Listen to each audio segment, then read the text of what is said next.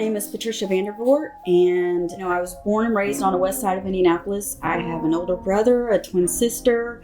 My dad, he worked hard every day. He struggled with his addiction. Mother, the same thing. She's what I'd like to call a undercover addict. As long as she could hide it and not tell anyone, then it was okay. I moved out when I was very young. I married young. I had children young. So I grew up very fast. And it wasn't long before I was introduced to drugs. I started using at around 13. And that was just kind of the way, we lived. We used, and, that was acceptable for, the environment that I was raised in. And as time went on, I just started using harder and harder drugs, and my life became unmanageable. And I had 2 children. My marriage failed.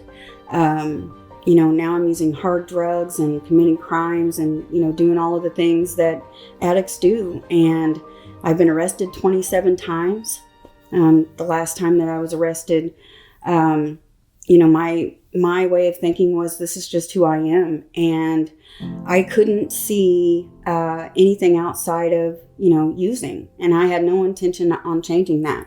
My family had turned their back on me. My children wouldn't talk to me. I had this abusive relationship that, was, very, it just destroyed who I was. So between the drugs and abusive relationship and the lifestyle that I was living, I was so lost. Lost doesn't even begin to explain it. After I was arrested for the last time, I was in jail for probably 3 or 4 months. My first plea was, 55 years, do 17 and a half in the Department of Corrections. And, I just started to crumble. I just started to think, Lord, what is going on? 17 years in prison. I have no one. I have nothing. And I crawled into my jail bed and I covered my face and I just started to cry.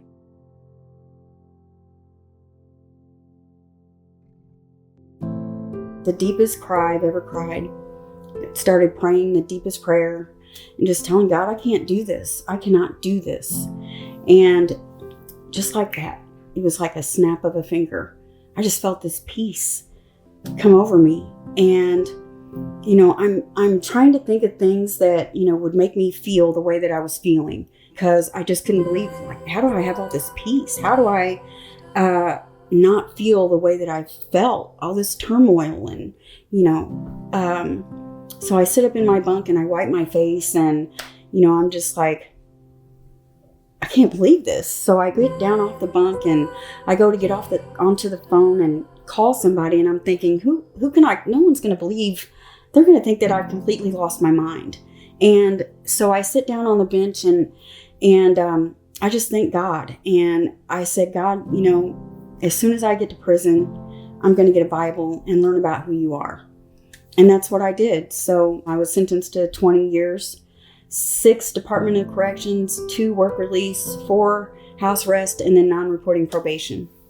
And, during that time, I just started to read the Bible. I started to learn about God. I started to, really dive into who am I? Who am I today? I know that, God has shown himself in a way that no one that I've ever met has ever had an experience like I had, and I don't want to waste it. So, I did all of the programs, and after about 3 years, I finished the recovery while incarcerated program, and I go back in front of my judge, and the whole time I'm praying, I don't want to go back to the person that I was. I don't want to, be that person. And I just prayed and prayed and prayed.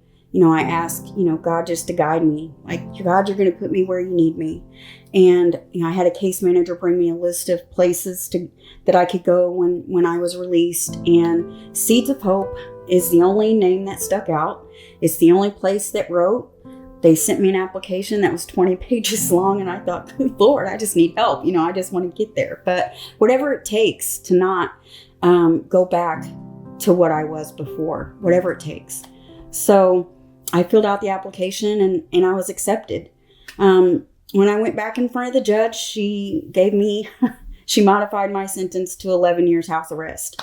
And I said, 11 years house arrest? And I was like, but you know what? I'm getting out.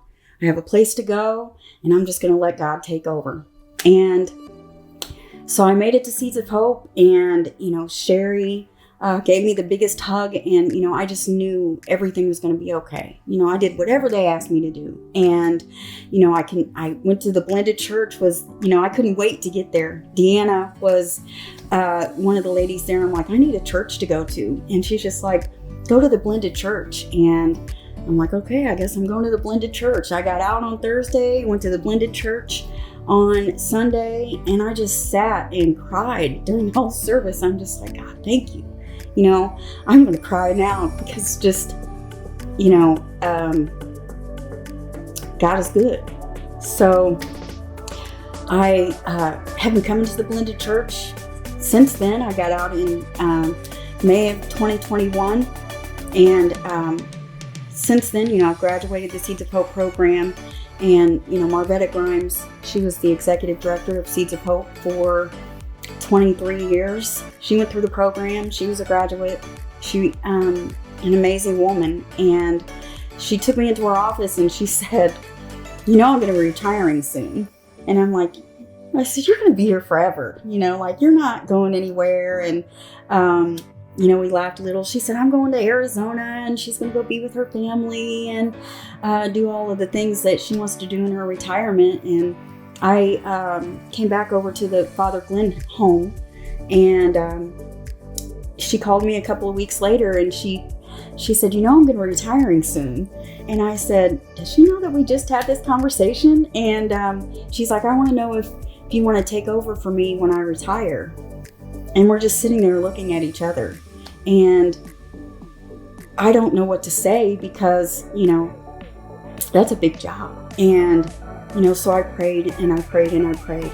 And about a year later, Marvetta called and she said, are you ready? So I put in my 2 weeks notice, and I started as director of marketing. And 6 months later, Marvetta passed of cancer. And that was devastating to Seeds of Hope. It was devastating to all of us involved.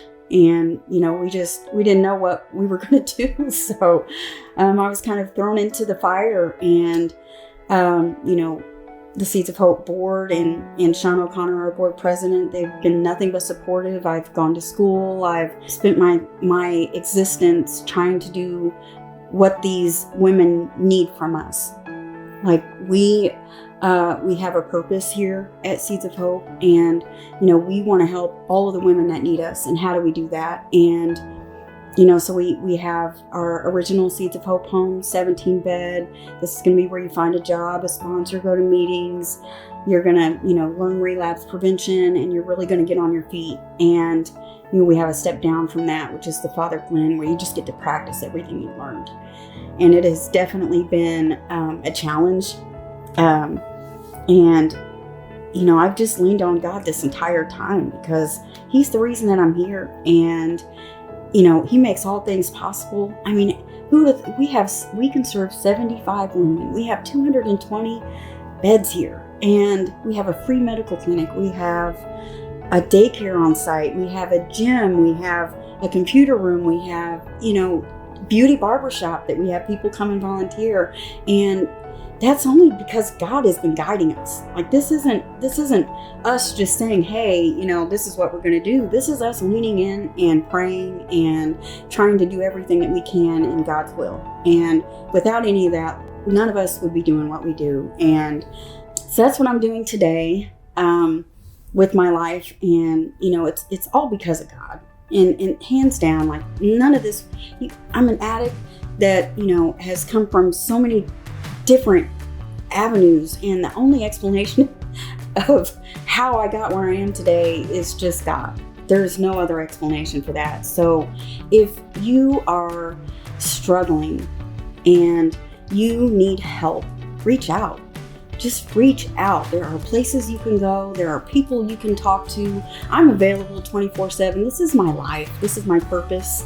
And I would love to help you. I would love to help your family. So if you're seeing this and it touches your heart and you know that you need to take this opportunity, don't wait. Don't wait. It's a beautiful life and God has a plan for everyone. So just don't wait.